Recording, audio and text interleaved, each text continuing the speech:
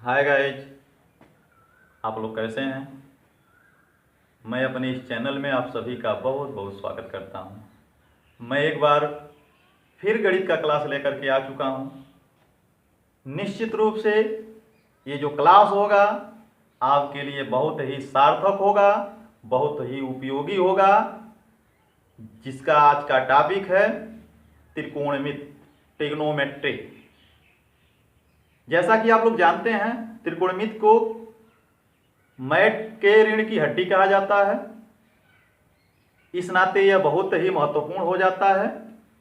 तो आज हम जिस टॉपिक पे चर्चा करने वाले हैं वह है त्रिकोणमिति, जिसको इंग्लिश में बोलते हैं ट्रिग्नोमेट्री। तो आज का क्लास बहुत ही इंटरेस्टिंग क्लास होगा। आप बड़े ही अच्छे ढंग से वीडियो को देखिए, समझने का प्रयास कीजिए और आप सिर्फ देखिए, ये दावा है आपको यह टॉपिक बड़े ही अच्छे ढंग से समझ में आएगा। तो आइए हम चर्चा करते हैं त्रिकोणमिति।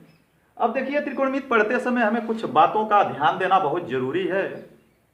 उन्हीं बातों पे हम ध्यान दे करके त्रिकोणमिति को आगे पढ़ना प्रारंभ करेंगे। तो जो बातें हैं पहले उसे हम जाने। तो आइए देखते हैं, त्रिकोणमिति पढ़ने के लिए सबसे पहले तो हमें ये जानना जरूरी है कि इसके कुछ अनुपात होते हैं। तो जैसा आप जानते हैं, त्रिकोणमिति में कुल 6 अनुपात होते हैं। त्रिकोणमिति में कुल 6 अनुपात होते हैं, जिसे हम त्रिकोणमिति अनुपात बोलते हैं। जो 6 अनुपात होते हैं उसी का नाम है त्रिकोणमिति अनुपात। वह 6 अनुपात कौन होते हैं? साइन, कास, टेन, कोसेक, सेक और काट। यह 6 त्रिकोणमिति अनुपात होते हैं, जिसमें ये जो 3 होते हैं मुख्य रूप से होते हैं, अर्थात 3 त्रिकोणमिति अनुपात मुख्य रूप से होते हैं। और यह जो 3 त्रिकोणमिति अनुपात होते हैं इसी के अपोजिट होते हैं। यानी मुख्य रूप से 3 त्रिकोणमिति अनुपात हुए और इन तीनों के अपोजिट ये तीनों हुए। यानी इस प्रकार कुल मिला के 3 यह कुल मिला के 6 त्रिकोणमिति अनुपात हुए। तो चलिए हम सबसे पहले यही सीखते हैं, इसे हम इंग्लिश में फुल नेम से कैसे जानते हैं और हिंदी में इसे किस नाम से जानते हैं। तो यह साइन को हम लिखते हैं साइन, SINE। साइन मीन्स होता है जया। यह है कास, इसको कहते हैं कोसाइन, इसको कहते हैं कोज्या, इसको कहते हैं टेंजेंट, इसको कहते हैं स्पर्शज्या, इसको कहते हैं कोसकेंट, COSECANT, कोसकेंट। इसको कहते हैं व्युज्या। यह है सेक, इसको कहते हैं सेकेंट, जिसको कहते हैं ब्यूकोज्या।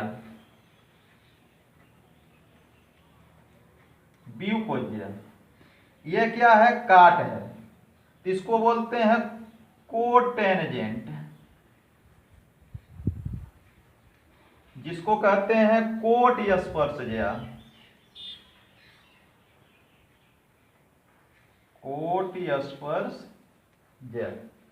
तो ये 6 त्रिकोणमिति अनुपात हैं, जिन्हें अभी अभी आप स्क्रीन पे देख पा रहे हैं कि यह शार्ट नेम है, जिसे हम साइन, कास, टेन, कोसेक, सेक और काट कहते हैं, या इस प्रकार से लिखते हैं। यह फुल नेम है और यह हिंदी नेम है।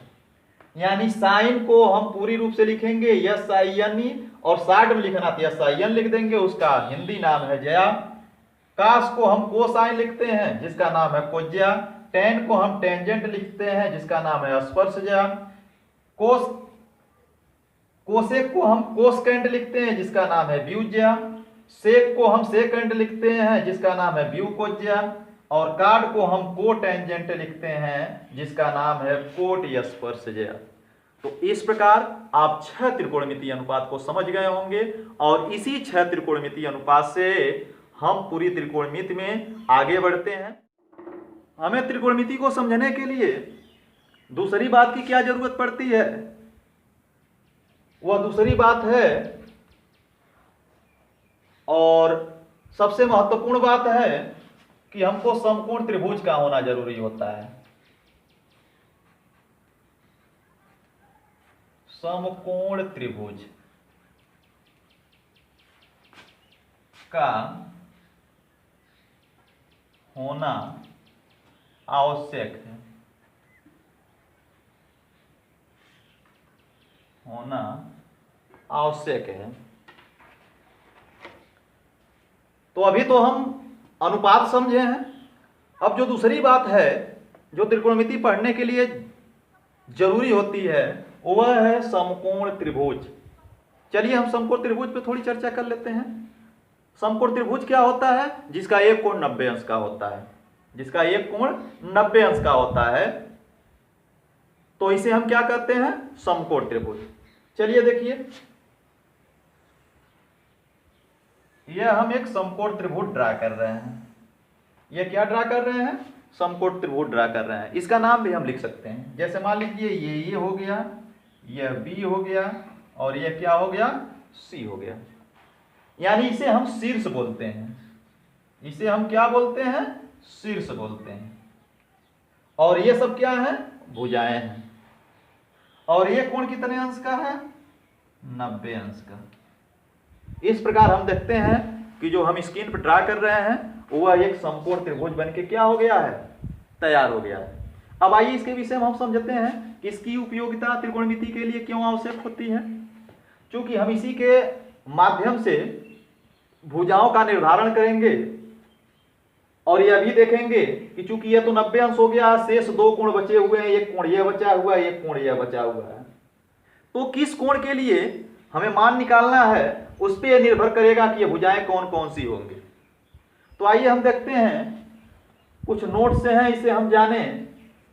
नोट्स नंबर 1 है कि समकोण त्रिभुज में जो तिरछी भुजा होती है, यह जिसका नाम है बीसी, वह सदैव कर्ण होती है। यानी समकोण त्रिभुज में जो तिरछी भुजा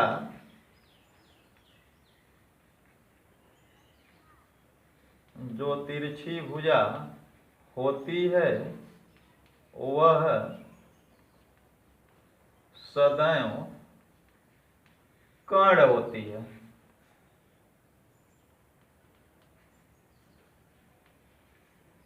आइए दूसरी बात क्या हम देखते हैं? कोण देखते हैं। तो कोण तो अभी हम माने नहीं है, आप स्वतंत्र है, चूंकि ये 90 डिग्री का कोण है, इसे छोड़ करके जो शेष 2 कोण बच रहे हैं उसमें से आप कोई एक कोण मान सकते हैं, चाहिए मानिए चाहिए मानिए। चलिए हम इसे थीटा मान लेते हैं। जैसे आप जानते हैं कि अधिकांश रूप में कोण हम क्या मानते हैं? थीटा मानते हैं, बीटा मानते हैं, गामा मानते हैं, फाई मानते हैं। क्या क्या?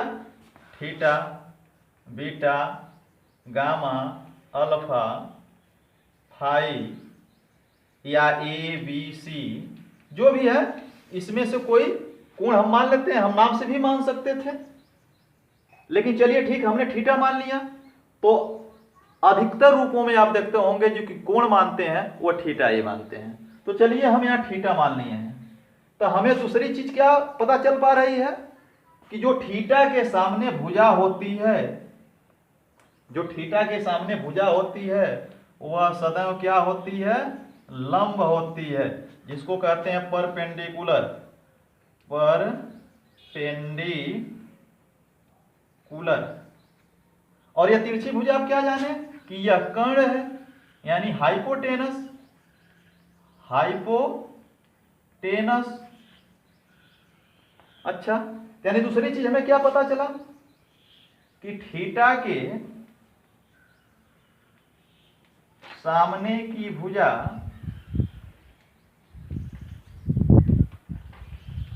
लंब होती है।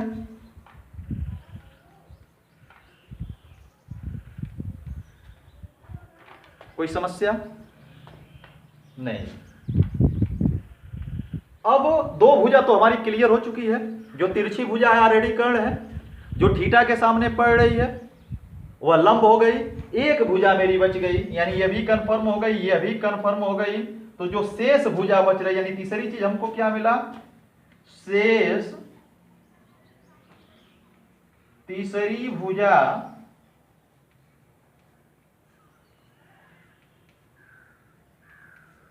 आधार होती है। तो यह क्या हो गया, यह हो गया आधार, जिसको बोलते हैं बेस। अब आधार की बात आए तो निश्चित रूप से हम जहां खड़े होते हैं वो एक आधार होता है। तो यह त्रिभुज भी कहीं पे खड़ा हुआ, जैसे मान लीजिए यह आकर के किस पे खड़ा हुआ, इस लाइन पे खड़ा हुआ है, तो इस तरह भी देखा जाए तो यह क्या हो जाएगा, आधार हो जाएगा। जैसा कि यह जमीन है और इस पे एक दीवार खड़ी हुई है, तो दीवार कहां खड़ी हुई है, इस जमीन पे खड़ी हुई है, तो यह जमीन क्या हुई, आधार हुआ। और जो खड़ा है वो क्या हुआ, लंब हुआ। ऐसे भी आप निर्धारित कर सकते हैं। उसके बाद जो तीसरी भुजा बची वह क्या है, कर्ण है। हाँ, एक चीज आप और समझेंगे, चूंकि जैसे भी हम कोण मानते हैं उसी के अनुसार इसमें बदलाव भी हो जाता है। जैसे मान लीजिए यहां हम थीटा मान लें और इसी को थीटा अगर यहां मान लेंगे तो क्या होगा, अगर यहां हम थीटा मान लेंगे तो क्या होगा, चलिए हम देखते हैं।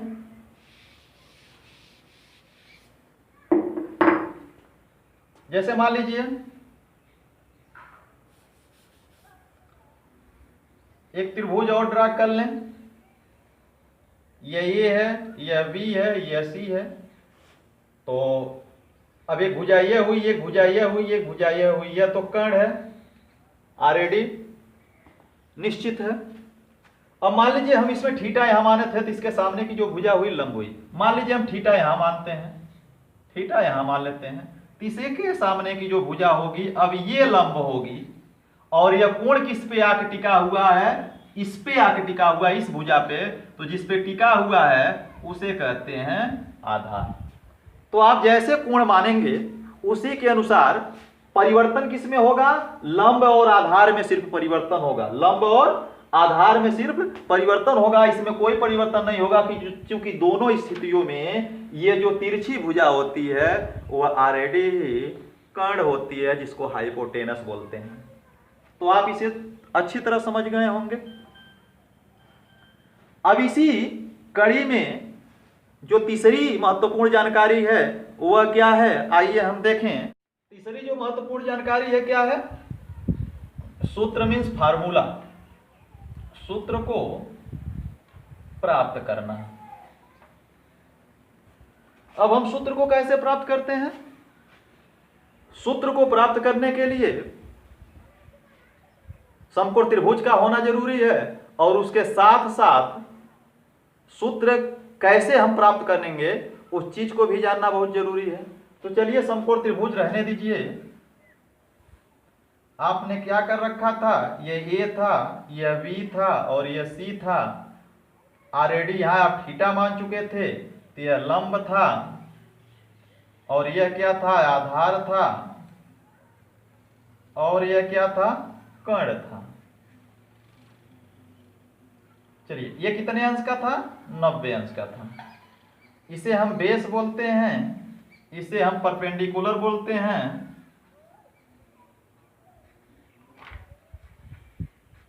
और इसे हम क्या बोलते हैं, हाइपोटेनस बोलते हैं, हाइपोटेनस बोलते हैं। तो आइए हम सूत्र को निकालते हैं। देखिए सूत्र निकालने का एक बहुत ही आसान सा तरीका है, यल ए यल बटे के ए।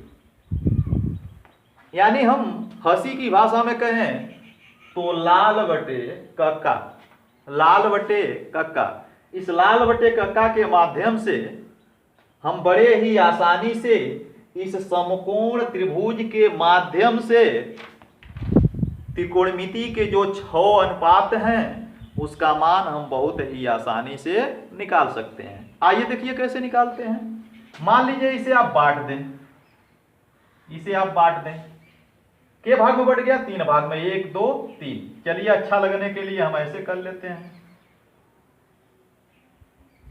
कोई दिक्कत नहीं। अब ये जो पहला भाग है उसे आप साइन कह देंगे, जो दूसरा भाग है उसे आप क्या कह देंगे, कास कह देंगे, जो तीसरा भाग है उसे आप टैन कह देंगे। और फिर इसी के 3 अपोजिट होते हैं, तो जो यह भाग है उसको आप जो है कोसेक कह देंगे, यह भाग जो है उसे आप सेक कह देंगे, यह भाग जो है उसे आप काट कह देंगे। यह लिखने में तो कोई परेशानी हुई नहीं। अब चलिए बड़े ही मजे ढंग से, आसानी ढंग से हम सूत्र का प्रतिपादन करते हैं।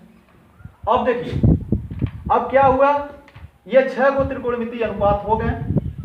अब इन 6 त्रिकोणमितीय अनुपात का यदि हमें वैल्यू प्राप्त करनी है तो कैसे करेंगे। चलिए सबसे पहले हम साइन को देखते हैं। साइन है और हम क्या मान चुके हैं, समकोण त्रिभुज में कोण को थीटा मान चुके हैं, तो यहां आप थीटा जोड़ देंगे। यानी यदि हम साइन थीटा का मान निकालें तो देखिए यह अपान है यानी बटे है, यानी यल में के का भाग पड़ा है, ए में के का भाग पड़ा है और यल में ए का भाग पड़ा है, तो हम क्या लिखेंगे, यल बटे के। यानी यह यल मीन्स क्या होता है, यल मीन्स होता है हिंदी में हम समझेंगे लंब, यल लंब, और के मीन्स कर्ण, ए मीन्स आधार। तो यह यल बटे के है तो के मीन्स क्या होता है, कर्ण। इस प्रकार हम देखते हैं साइन थीटा का सूत्र क्या प्राप्त होता है, लंब बटे कर्ण। अब हम दूसरे नंबर पे आते हैं, क्या है, कास थीटा है। कास थीटा का क्या सूत्र होगा, ए अपान के, ए अपान के। यानी ए मीन्स होता है हिंदी में कहें तो आधार और के मीन्स होता है कर्ण। निश्चित रूप से कास थीटा का जो वैल्यू प्राप्त हुई वह हुआ आधार बटे कर्ण।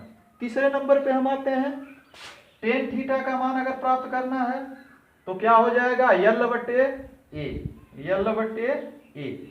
यल मीन्स लंब बटे ए मीन्स आधार। यानी यदि हम कहें टेन थीटा का जो मान प्राप्त हुआ वह है लंब बटे आधार। तो इस प्रकार जो तीनों प्रमुख त्रिकोणमितीय अनुपात रहे उसकी आप वैल्यू प्राप्त कर चुके हैं। अब शेष जो अपोजिट 3 त्रिकोणमितीय अनुपात हैं उसका भी मान आप प्राप्त कर लें। उसका मान प्राप्त करने के लिए आप क्या करेंगे,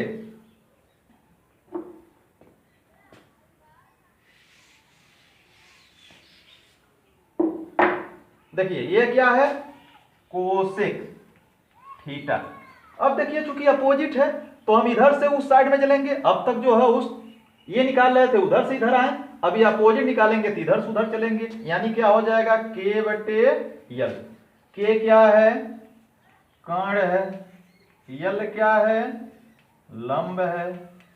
तो निश्चित रूप से कोसेक थीटा का जो मान प्राप्त हुआ वह है कर्ण बटे लंब। उसी प्रकार सेक थीटा के बटे ए, के का मान है कर्ण और ए का मान है आधार। यानी सेक थीटा का जो वैल्यू हो गई वह हो गई कर्ण बटे आधार।